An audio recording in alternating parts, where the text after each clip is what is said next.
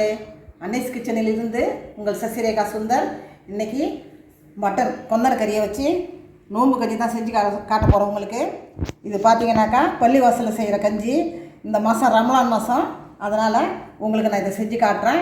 இதுக்கு என்னென்ன பொருள் தேவைன்றதை பார்க்கலாம் வாங்க. மட்டன் பார்த்தீங்கன்னா கொந்தான கறி இது 100 கிராம், 200 கிராம் அரிசி கழுவி காய வச்சு மிக்சியில் போட்டு வச்சுருக்கேன். இது கொஞ்சம் உடச்சி நம்ம நொய்யாக செஞ்சால் கஞ்சி நல்ல டேஸ்ட்டு நல்லாயிருக்கும், நல்ல குழைய நல்லாயிருக்கும். இது 200 கிராம் அரிசி, சாப்பாட்டு அரிசி, பொன்னி அரிசி, 100 கிராம் பாசிப்பருப்பு, பெரிய வெங்காயம் கட் பண்ணி வச்சுருக்கேன், 2 மீடியம் சைஸ் தக்காளி பழம் கட் பண்ணி வச்சுருக்கேன், புதினா, கொத்தமல்லி தழை, ஒரு 10 பூண்டு பல், ஒரு பச்சை மிளகா,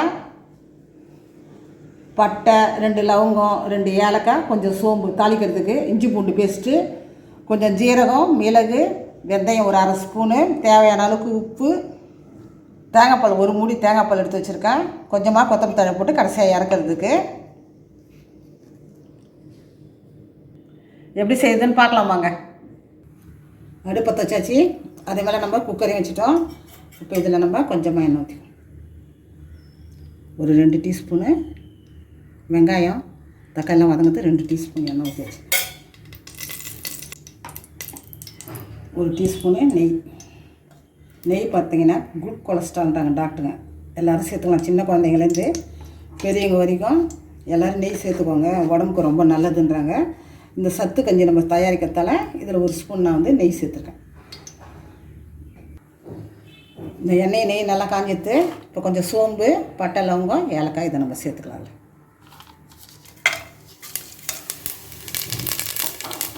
இது பொரியும் போது இந்த மிளகு, ஜீரகம், வெந்தயம் சேர்த்துக்கோம்.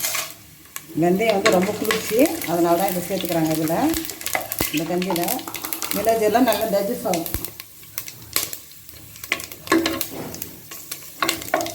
நல்லா பொரிஞ்சிட்டு வெங்காயம் சேர்த்து,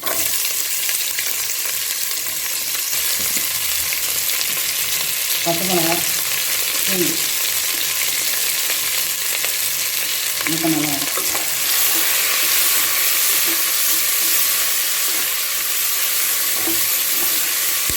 இஞ்சி பூண்டு பேஸ்ட் ஒன்று போட்டுக்குவோம்.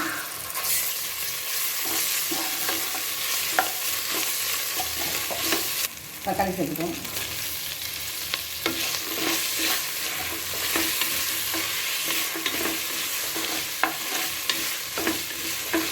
இதில் பார்த்தீங்கன்னா 2 பச்சை மிளகா கூட போடலாம். நான் 1 பச்சை மிளகா போட்டுருக்கேன், ஏன்னா மிளகு சேர்த்துருக்கேன். மிளகு காரம் உடம்புக்கு ரொம்ப நல்லது, அதனால் 2 பச்சை மிளகா போடலை, 1 பச்சை மிளகா போட்டுருக்கேன். உங்களுக்கு காரம் இன்னும் கொஞ்சம் கூட தேவைன்னா நீங்கள் எக்ஸ்ட்ரா பச்சை மிளகா நீங்கள் ஆட் பண்ணிக்கலாம். நீங்கள்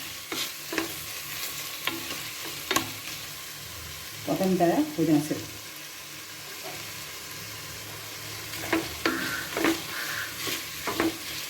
இந்த பச்சை வடப்போ கொஞ்சம் நேரம் வதக்கிட்டு அப்புறம் மட்டன் தக்காளிலாம் நல்லா வதங்கிடுச்சு. இப்போ நம்ம மட்டனை போட்டுக்கணும். கொந்தர கறியை எடுத்துக்கணும்.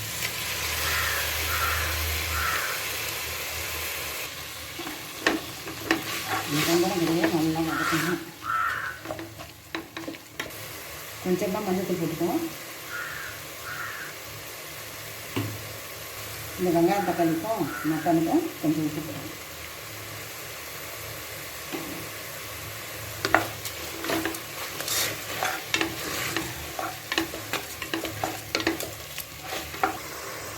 மட்டனு, இந்த வெங்காயம் தக்காளி எல்லாமே நல்லா வதங்கிடுச்சு. இப்போ பார்த்தீங்கன்னா இல்லை தண்ணி ஊற்றிக்கணும்.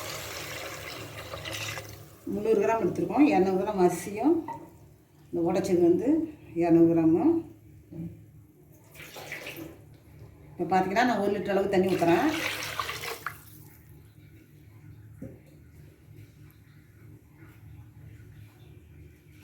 இப்போ நம்ம மீதி உப்பையும் இதில் போட்டுக்கலாம். நல்லா கொதி வந்ததும் அரிசி பருப்பை நம்ம போட வேண்டியதும். மூடி போட்டு 5 நிமிஷம் ஆகிடுத்து. இப்போ நல்லா கொதி வந்துட்டு தரம்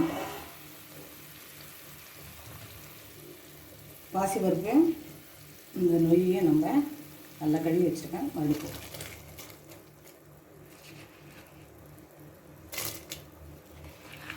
இப்போ நம்ம தட்டை வச்சு மூடி வைப்போம். கொஞ்சம் நல்லா தண்ணி சுண்டதுக்கப்புறம் மூடி போட்டு விசில் போட்டு அப்புறம் இறக்க வேண்டியது.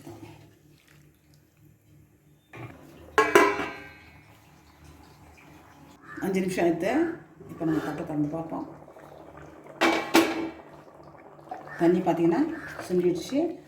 இப்போ நம்ம குக்கர் மூடியை போட்டு வெயிட்டை போட்டு ஒரு 3 விசில் அடித்து தான் நம்ம ஆஃப் பண்ணி திறந்து பார்ப்போம். ஏன்னா நம்ம நிறைய தண்ணி ஊற்றிடும் போது பார்த்திங்கனாக்கா அப்படியே மூடி போட்டோன்னா பொங்கி வழிஞ்சு வெளில வந்துடும். அதனால் இந்த மாதிரி கொஞ்சம் தண்ணி சுண்டணும் தான் நம்ம வந்து மூடியே போடணும். ஞாபகமாக இந்த மாதிரி செய்யுங்க. தட்டை போட்டு மூடிட்டு கொஞ்சம் தண்ணி சுண்ட பிற்பாடு மூடி போட்டு விசில் போட்டு விசில் போடணும். 3 விசில் வச்சு தான் ஆஃப் பண்ணிடுறோம். 3 விசில் அடிச்சுட்டு இப்போ ஒரு 5 நிமிஷம் எடுத்து நம்ம திறந்து பார்த்துருவோம்.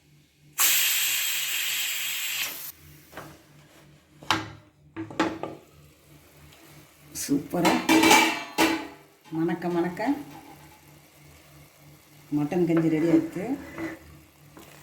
இப்போ பார்த்தீங்கன்னா இதில் நம்ம கொஞ்சமாக தேங்காய் பால் ஊற்றிப்போம். தேங்காய் பால் ஊற்றி ஒரு 2 நிமிஷம்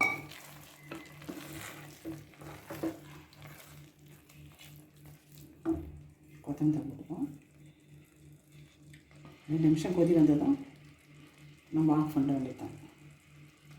இப்போ பார்த்திங்கன்னா உப்பு சரியாக பார்த்துக்கோம். நம்ம நல்லா சூடாகின தண்ணியை பார்த்திங்கன்னா கொஞ்சம் ஊற்றிக்கலாம். ரொம்ப கட்டியாக இருக்குது கஞ்சி. நம்ம கொதி வந்த தண்ணியை கொஞ்சம் கம்மி.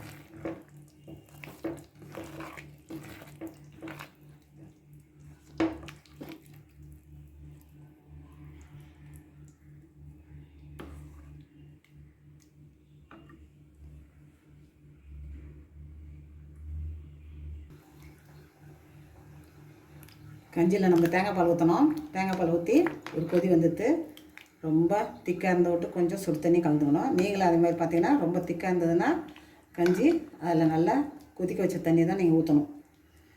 அப்போ தான் அந்த சுவை மாறாமல் இருக்கும். ரொம்ப பர்ஃபெக்டாக பார்த்தீங்கன்னாக்கா நம்ம கொந்தன கறியை வச்சு நோம்பு கஞ்சி தயாரிச்சிட்டோம். நீங்களும் செஞ்சு பாருங்கள். செஞ்சு பார்த்து கமெண்ட்ஸில் சொல்லுங்கள். சூப்பராக நோம்பு கஞ்சி தயாராகிடுச்சு. பள்ளிவாசல் நோம்பு கஞ்சி நம்ம ரெடி பண்ணிட்டோம். இதில் பார்த்திங்கன்னா கொந்தன கறி போட்டிருக்கோம். கொந்தன கறியை போட்டு நம்ம செஞ்சதில் இதில் பார்த்திங்கன்னா சத்து அதிகம். இதில் பாசிப்பருப்பு, மிளகு, ஜீரகம், கொந்தன கறி இதெல்லாம் இருக்கிறதால இதில் ரொம்ப சத்து அதிகம், சுவையும் அதிகம். ஆரோக்கியமான இந்த ரமலான் நோம்பு கஞ்சி ரெடி ஆகிடுது. நீங்களும் செஞ்சு பார்த்து கமெண்ட்ஸில் சொல்லுங்கள். லைக் பண்ணுங்கள், ஷேர் பண்ணுங்கள், கமெண்ட் பண்ணுங்கள். மறக்காமல் என்னுடைய அன்னைஸ் கிச்சனுக்கு சப்ஸ்கிரைப் பண்ணுங்கள். தேங்க்யூ.